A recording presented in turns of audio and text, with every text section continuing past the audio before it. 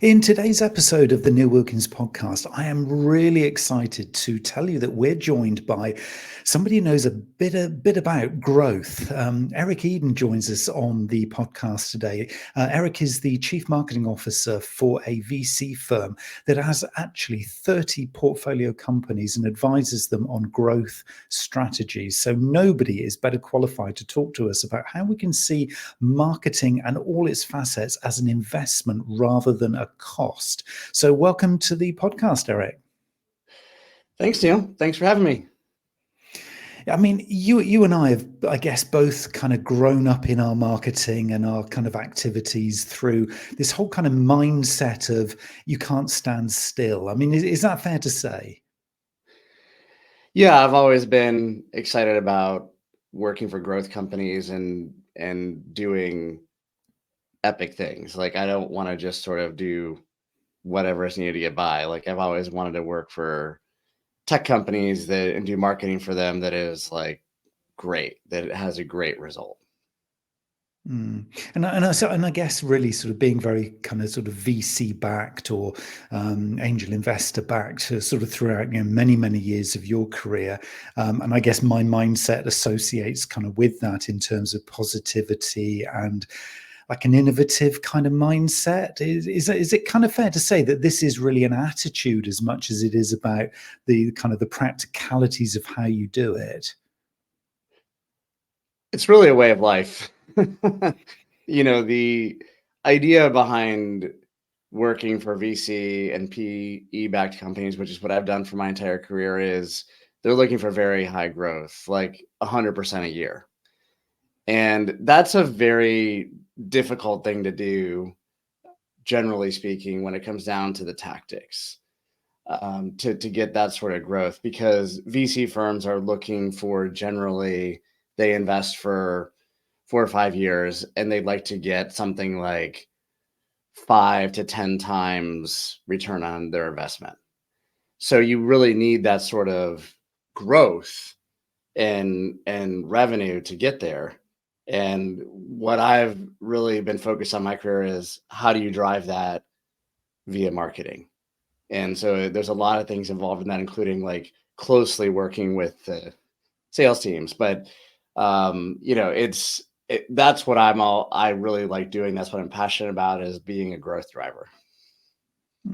I guess we're just kind of taking a few steps back to kind of where this all begins in many ways. I mean, one of the things I guess that I'm starting to think about here, sort of in this conversation, is kind of okay, if it's having the right kind of mindset, that kind of welcoming in the idea that 100% growth is a possibility rather than just a default setting, because it isn't. I think for most organizations and most individuals, it's if I can just continue to do what I'm doing, it's enough.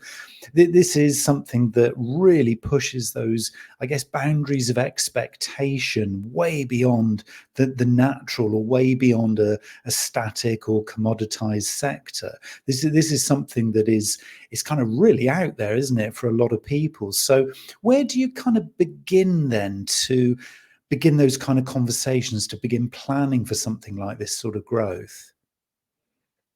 Well, I think a lot of it starts with having the right people on the team who have this in their DNA, that they want to do this. And I think an interesting story about this is that one company I worked for, the founder and CEO had an idea that he wanted to hire people not just based on their skills, but culturally on certain cultural values. And one of the 7 cultural values he had really stuck with me was he wanted to hire people who aspire to be remarkable. And I thought that was really interesting, because most places that I've worked for hired based on skills that people had to do the particular job, which makes sense. But it's sort of an order of magnitude higher. And when I drilled into what that meant, it means people who are competitive. So people who, for example, in college played in sports, they're going to be doing more than the minimum required of them. And what I learned is when I started interviewing people, and I would ask people, in your last marketing job, when I was hiring people for my marketing team, say you were at this other company for 2 or 3 years, tell me the best one or two things you did when you were there. And it's amazing how many people could, in the interview process, could just not even articulate something great that they had done.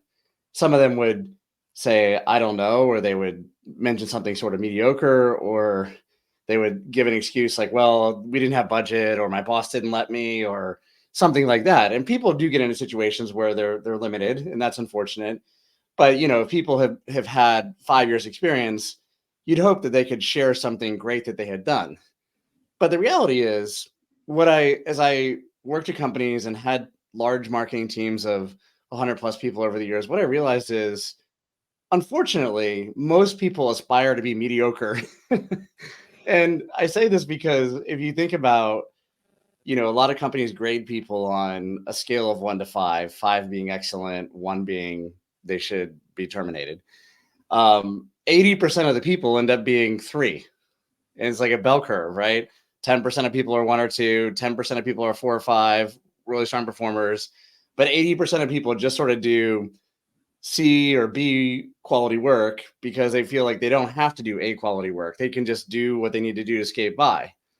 And it's somehow disappointing to see that that's, how a lot of people approach things, because the reality is you do end up making a lot more money if you are a top performer and do A quality work.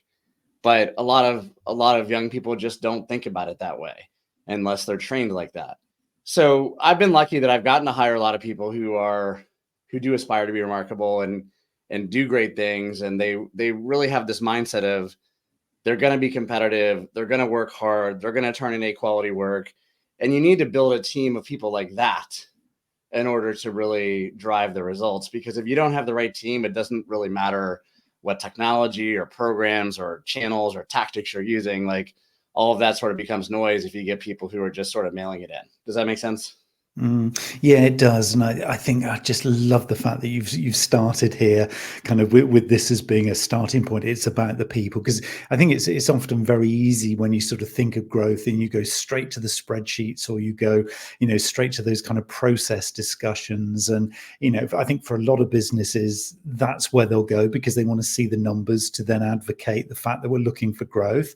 But actually, the starting point is about getting that similar mindset of people around you, so you can begin to have those really exciting, very progressive, very innovative kinds of conversations. Do you find then, with those kinds of people in the room, so if you surround yourself with the kind of people that you're talking about there, that it becomes very spontaneous, it becomes very kind of fast and energetic? Or is there still a place for good kind of solid theoretical planning behind it too? Do the two things go hand in hand? Is it possible to have both, or is it just purely that spontaneity then, because of the nature of the energy of these kinds of people, that kind of takes precedent? You can't train passion into people. That's the thing. So if people don't love what they're doing, if they're not passionate about it, you can't tell people like, can you be more passionate? So like, that's not really something people generally are or they aren't. It's a very binary thing. So you have to have good planning. But when people are passionate and they care and they give a damn, um, it makes all the difference in the world. And just a very interesting thing is that I know a lot of your listeners are on the West Coast, and I've done some work over the years in the Bay Area, working with people out there. And I'm based in Washington, D.C., which is a lot more people in tech in the D.C. area, a lot more in government tech. And the interesting thing is, like, when I would interview people for companies I worked at in the Bay Area and work with them, you run into people out there that have that passion, and they're like, I went to Stanford, and they pound on the table and they're like, I'm going to be somebody. Like, they are very, like, you can tell, like, it's not a mystery. You can, when you meet these people, you'll know that you've met them. Versus a lot of the people, having hired a lot of tech people in the DC area, the majority of people who work in government, IT, and tech, it's a much different mindset, because a lot of government projects in the US, tech projects, these projects are 6-year contracts that really should be completed in 6 months, but they sort of come in and do an hour of work a day, and then surf the web and read the paper, and like it's very bizarre. Like they're very not driven people. So I think that having people with that passion, who are ambitious, who have a healthy amount of drive in them, really makes all the difference. Of course, you have to have still good planning. It's not all about the emotion and letting that drive everything. But if you don't have that passion component in people, you can't get a top 1% result of like getting 100% growth a year. Does that make sense? Mm. Yeah, it does. And I'm wondering what the kind of the second ingredient in this amazing recipe that we're trying to construct here. You may already have, this list of, priorities here, and be really interested to get into that with you. But I'm wondering, is curiosity on the list as well? Because I'm feeling that from the people that I see who and talk to who are different, and some of them start to kind of, I guess, come through with the same kind of values, the same kind of impetus that you're describing there from these individuals. I'm just wondering, is curiosity in the mix of things? Because you can have all the passion in the world, but if you're not necessarily curious as to how things work, or how I can improve this, or how I could maybe pivot what I'm doing here and do something subtly different, it is the curiosity of kind of continuous improvement, to use a management consultant sort of phrase there. Is that also a really important ingredient? Absolutely. One of the CMO groups that I'm in, of about 300 CMOs, that we do networking and we share best practice with each other. That's actually the main criteria for the group, is you have to be curious. And the guy who leads the group is essentially says, if people aren't curious, I don't want to in the group. Like it's just there's no point. And I'm actually a very curious person.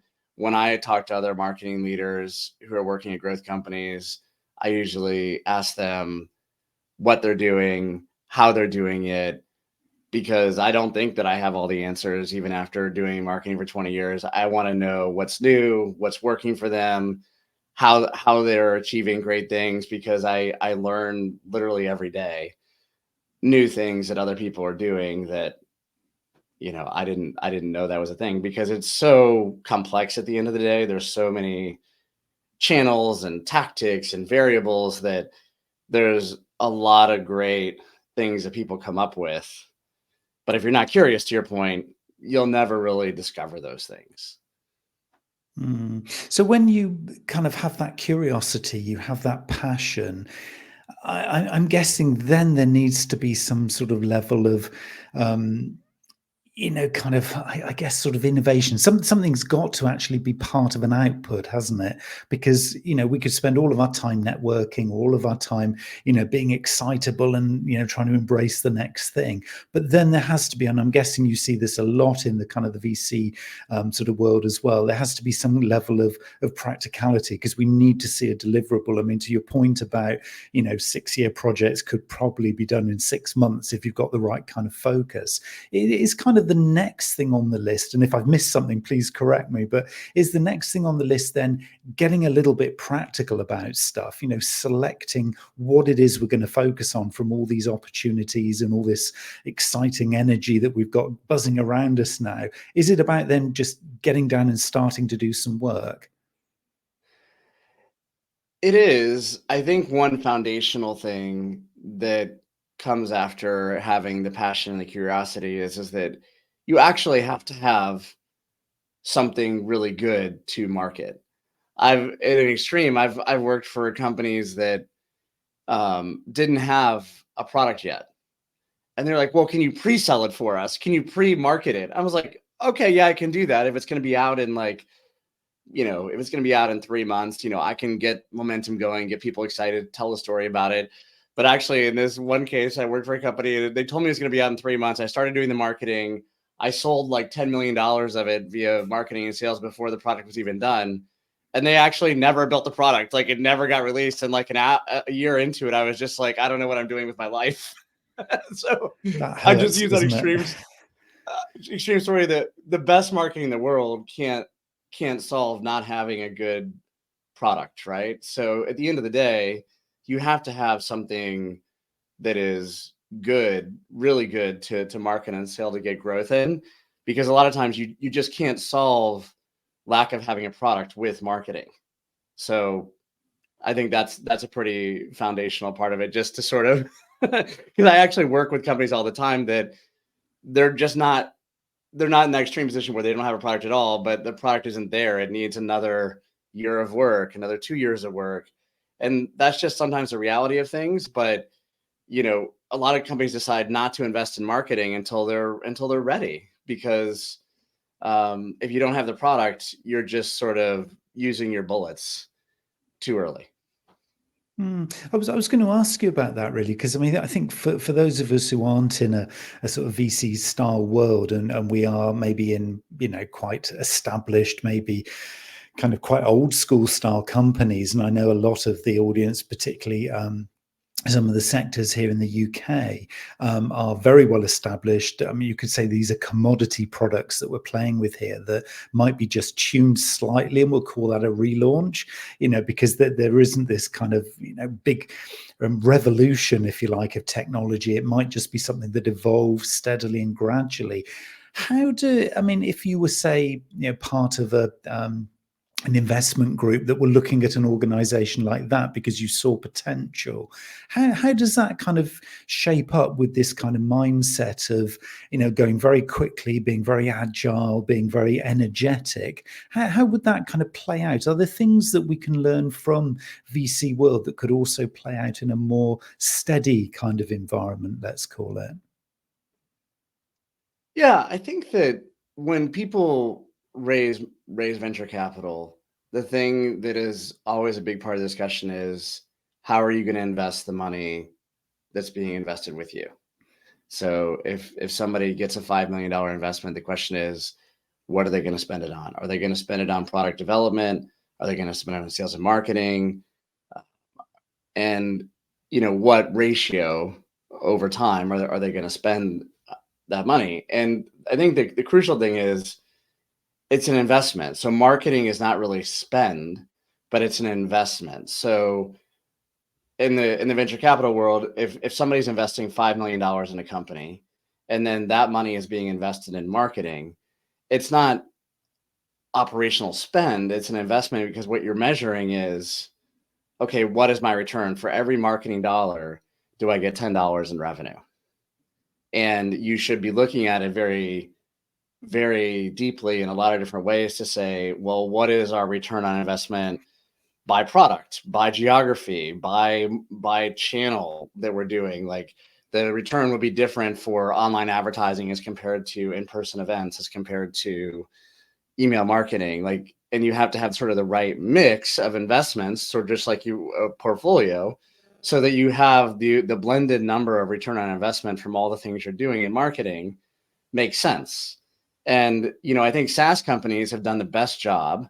And there's been a lot of private equity, like 10,000 SaaS companies have gotten investments from private equity and venture capital, but they actually developed SaaS metrics, which are, I think, some of the most advanced way of thinking about marketing return on investment. So they look at things like statistics like, what is the customer acquisition cost fully loaded across sales and marketing? They look at things like customer acquisition cost compared to the lifetime value of a customer.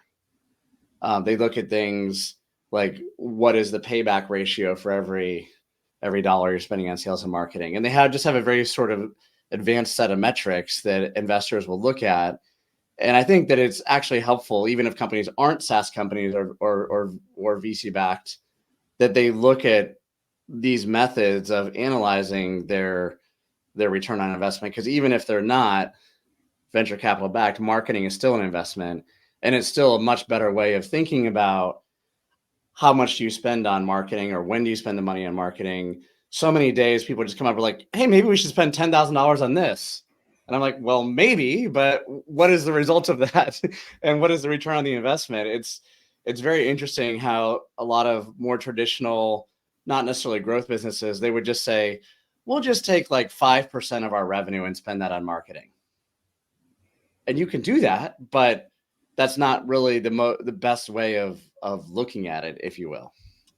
I love the way you've just described that about, spending that 5%, because then it's spent, it's gone, it's a cost. And that's so different, isn't it, to, the SaaS model that you've just described there, which is, it's almost like really sharpening the saw, as it were. It's really kind of focusing in at a forensic level to say, look, if we are going to invest in this, we need to see a return. And of course, being a VC, that is why you're in business. That is the whole kind of purpose of who and what you are. So there's a kind of a real, well, it's not even implied pressure here. There is an absolute pressure, because if you're going to get our money, then you are going to prove to us that you're actually giving us return on our investment. Because this ROI, return on investment, is just bandied around, I think, by a lot of marketers. And I'll be kind of brutally honest here. The ones that a lot that I see just bandied around. It's like, yeah, we do some ROI stuff. And actually they don't. It's not actually proving it. It's vanity metrics. It's a little bit of noise. It's just getting them through the next month without being too challenged. But what you're describing here, Eric, is very much that the world that you're in is, it has to be proper, tangible, evidence-based return on investment. It has to be real, because if it isn't, then you're not performing against that investment we've just made into you as a business. So it's pretty, for I think a lot of people hearing this, it's pretty ruthless. Really, is that kind of how it feels, both from a VC backed, but also being the VC? Is it kind of a really, really sort of tough negotiation, but then there's tough terms that you're committing to? Being a leader is one in marketing is one of the hardest things for this reason, because when you talk about the marketing budget and how much is going to get invested, and then you're trying to manage the expectations of people in terms of what they'll get as a result of investing that money, that's the hardest thing. And in my experience, I worked for one company for 10 years, and this is a growth company, a SaaS company. And when I started there, it was very small, and there was literally no significant marketing budget. It was like $50,000. So like every dollar I spent, I was sweating, right?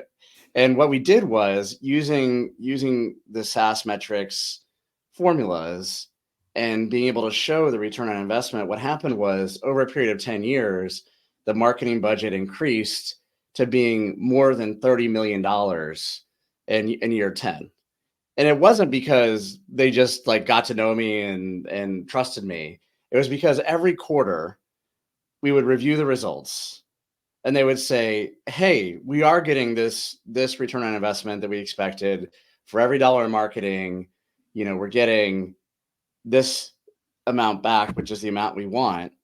And because of that, they would say every quarter, they would say, if we give you more money, if we give you $500,000 more or $1 million more, can you invest it and get the same return on investment as you did previously?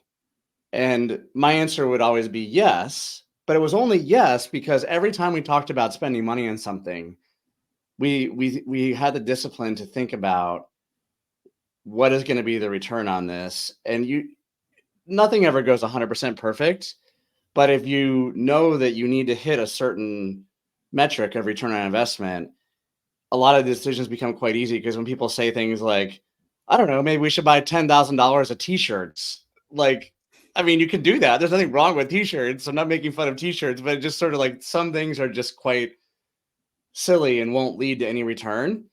And so if you spend money on things that don't lead to a return on investment, then you have to make up for it in the other dollars you spend, right? You have to even get a better result out of the other channels.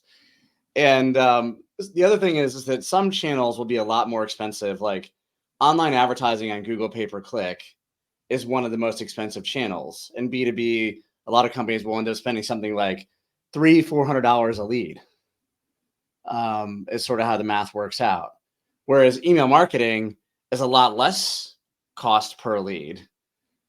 And so the answer might be, well, just do all email marketing then and don't do the Google. But you can't do that, because if you do that, you won't get to the scale that you need to get to if you don't leverage a channel. So the question is, what is the right mix, right? And so that's, I think, where the art and science of the ROI measurement comes in. Does that make sense? Mm. It does. It makes complete sense. And it's just so great, Eric, to hear you saying exactly what I'm both thinking and trying to preach, on my side. And you say it so eloquently there. That was just so clear that this is the big deal. This is why we do marketing. Okay, there's a load of other reasons, but I wanted to kind of really sort of understand from you, and again, from your very unique position, really, sort of in the markets that you're in, how do we sort of square up this whole idea of marketing is partly strategic, so it's partly about creating brand in the medium to longer term, with this whole ROI piece in the short term, this immediate need to get a financial return? How does that kind of play out? If we're still seeing marketing as this investment, to me, I would also then be wanting to see this longer term kind of positioning and kind of brand sort of equity being built. Does that kind of come into play in your markets? Yeah, and it's interesting as I've worked in companies that have operations in different countries, the approach can be different geographically. Is the first thing I'd say. Us crazy Americans, we're like, just put together $10 million and have a go at it and be really aggressive, right? I think when I've worked with companies in the UK, branding has always perhaps been a bigger part of it, because some of the more aggressive, direct demand generation things were culturally just not as common in the UK, is sort of what I observed over time. But the answer to your question is branding versus demand gen. What's the right balance of that? And I think a lot of people get that mix wrong.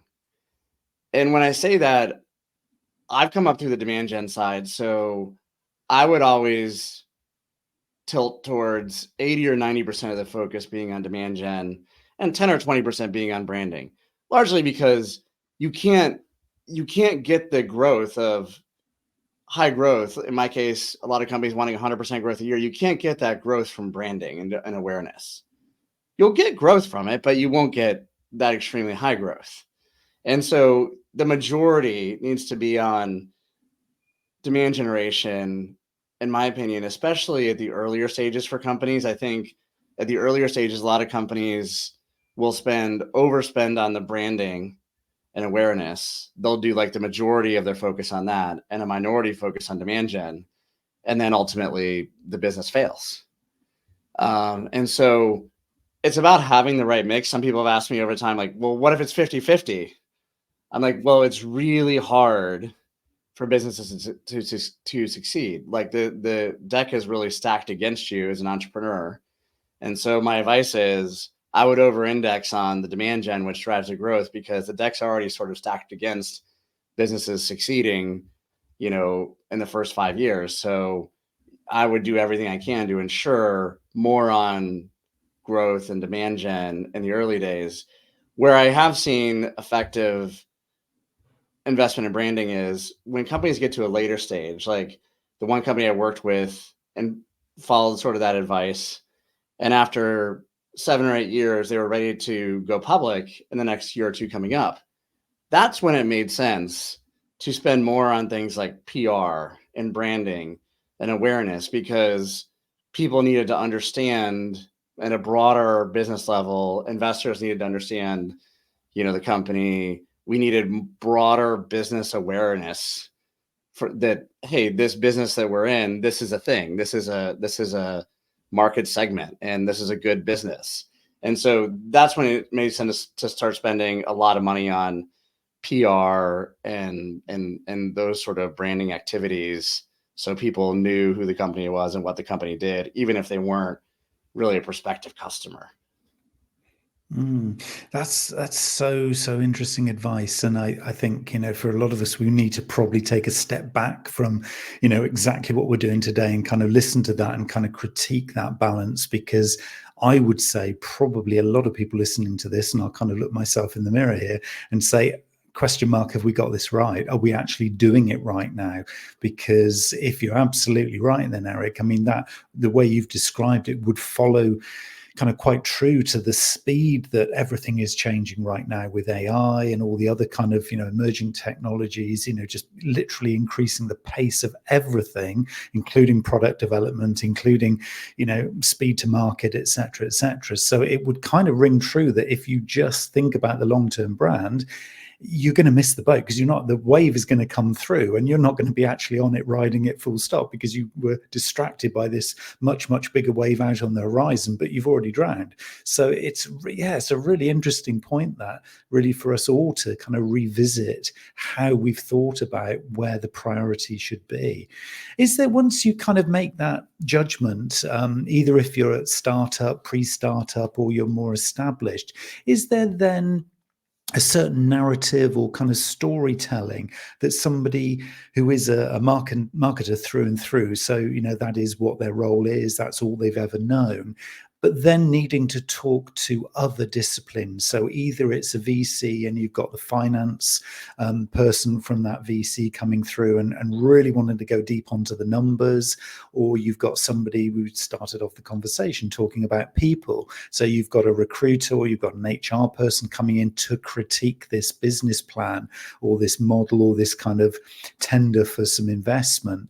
Is there a certain kind of mix or style of storytelling that really works when it comes to looking for more investment, be it an internal kind of investment, so it's budget from an existing budget if you're a large business, or if you're a startup, you might be looking outside for an investor? Is there a kind of a typical perfect narrative or perfect storytelling that conveys the best sort of message for a marketer to learn? So I am often shocked by how hard it is for founders and companies to explain who they are, what they do, and what they stand for. That's really a story that people need to tell. And sometimes people are doing very specific things with their products and they have very specific customers. But sometimes people really trip over themselves in being able to explain that. And one of the things is, when you look at website analytics, I like this example of how you need to be articulate about who you are and what you do and why you do it, is because people go to a B2B website and they'll spend 20 seconds on your website to determine if they want to learn more. 20 seconds is the amount of time you have, right? So when you think about that's the amount of time you have to at a high level, and the hero image part of the site, usually like in a couple sentences max, maybe the tagline, maybe an image, really explain who you are and what you do. That's really hard for people to get crisp on it. And I've spent so many days and so much time talking with teams about helping them to get that articulation out to their story, because there's so many companies that do so many things, that how are you distinguishing yourself?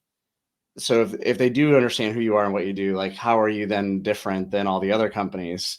And I also just, every time I go to an event and I see just a wall of logos, it's very interesting to me, because I'm just like, I don't know what any of these companies do. Just from looking at their logo and their name, like, and you know, even some of the most successful companies in tech, um, you look at their name and you're like, Chili Piper. I mean, I think it's something to do with calendaring, like Calendly, but not Calendly, right? Like, so it is very important that you find a way to describe who you are and what you do in a crisp way, not just for investors, but just broadly for the market, because I think your marketing will be wildly ineffective if you don't nail that basic product marketing thing. And then one final thing I'll say is that one company I work for, I actually wrote the S1 document for when we went public with the lawyers and the finance people. And it was all just about, for me, my part of it, outside of the legal and the finance part that others were doing, was to tell the story of, we created this category and we are the leader in this category. And here are the 20 reasons why those things are true. And the result of the IPO was every single person that was pitched on the investor roadshow invested, and the IPO was oversubscribed because they got the story. And we actually made a 3-minute video that we played at the beginning of a 30-minute pitch to all those investors. And you only have 30 minutes when people are looking at investing millions of dollars in your business. And you have to explain everything you do in your business and why it's great and why people should invest millions of dollars. And you have literally maximum of 30 minutes. And so even in those cases where it's like not the website, but it's like with investors, you have a very limited amount of time to be able to explain in the most compelling way who you are and what you do. And I think having people who can tell that story for you is really important. So is it made up then? I just want to make this super practical for somebody who's listening to this and thinking, I need to do this. I need to do this because I need to pitch to my boss for, some more budget for this year because we're underfunded, or this is somebody who's got a side hustle. They're good to go, but they're looking for some outside investment. Is it the mix of the three key elements that we've been talking about? And have we missed anything? So what I've picked up, Eric, from the conversation is that it's product, it's people, and obviously it's profit, the ROI, the return that the investor is going to get. If those are the big three, is there anything else? Are there any other ingredients that will make this perfect sauce? The final one I would say is to add to it is I think it's about having a scalable, repeatable process. So first you come up with the marketing you want to do and you test it and you do a step function. So if you can spend, for example, a small amount like $5,000 on something and you can prove that it works and you step it up and you just keep stepping it up and then you can scale it and you can repeat it. That's really the key to deciding should you just invest more, because some people make the mistake of they'll focus on one marketing channel or tactic and they don't realize that that one channel and tactic won't scale. And just to give an example of what I mean is that some people would say, I talked to one company and they said, well, we spent $10,000 on LinkedIn and we got this result, so we're going to spend $1 million on it. And I was like, that's not going to work because you're not going to be able to scale that one tactic on LinkedIn to $1 million. There's not enough volume for what they were doing and the way they were doing the advertising. The volume wasn't available. And so when you go to make those investment decisions, if you don't have a scalable, repeatable process and you haven't tested it and you're not stepping it up to prove it, then that's where I think things go off the rails, because you never want to just jump in and do like a Super Bowl commercial for $50 million until you've proven that like you're really good at TV advertising, for example. And I think that is a big mistake that a lot of companies make, which ends up to an investment loss in a lot of cases, because I mean, a lot of people lose a lot of money on doing marketing like Super Bowl commercials because they didn't test it. And I just think if you miss that ingredient, you could end up with a bad result. Eric, this has been just so valuable, and I know the audience here listening to this are going to be thinking, wow, I've taken so many notes, but I need more. I need to be constantly fed Eric's wisdom. You've got a podcast, haven't you? Do you want to share how people can kind of connect with you and keep in touch with this thing? Because this is never going to go away. It doesn't matter what stage your business is at or what stage of marketing career you've reached so far. This is relevant to each and every one of us. So I want to put people in touch with you and your podcast. Where should they go? Absolutely. It's the Remarkable Marketing Podcast. And in the spirit of curiosity, like we were talking about earlier, it's really about having marketers be on as guests, and in just 10 to 15 minutes, they tell a story about the best marketing they've ever done. And the goal is really for other marketers and business leaders who listen to take inspiration from that. Because we talked about a lot of theory and concepts here today. I've told a few stories, but I really love to learn via hearing stories from other people about what they've done and how they've done it. And so that's my passion, is because I'm curious and I like learning from other people. I love hearing the stories. There's lots of great stories there. I produce at least a couple episodes a week of people who are really doing remarkable, epic things, and it inspires me. And the work that I do with the companies, the VC firm, and my startup. I have a startup that I've self-funded and do the marketing for, called Workverse. Is a mobile app for business networking in the US. So you can check that out too. But definitely encourage people to check out the podcast. Brilliant. And I know it's going to be on my list of bookmark favorites shortly, because I want to follow this conversation through as well, and be listening to all the amazing examples. And I would certainly advocate that emulating stuff that you hear is working so well. Much as Eric has given us many great examples of things to think about today, it is about then following others who are kind of taking Eric's advice and going down that route and exploring and adventuring and being curious. So this has been really useful. I know, Eric, we've only scratched the surface of many of these topics, but I think for a lot of people that's a really valuable start. So I really appreciate your time, curiosity, energy, and passion today. It's been a really great conversation. Absolutely. Thanks for having me, Neil.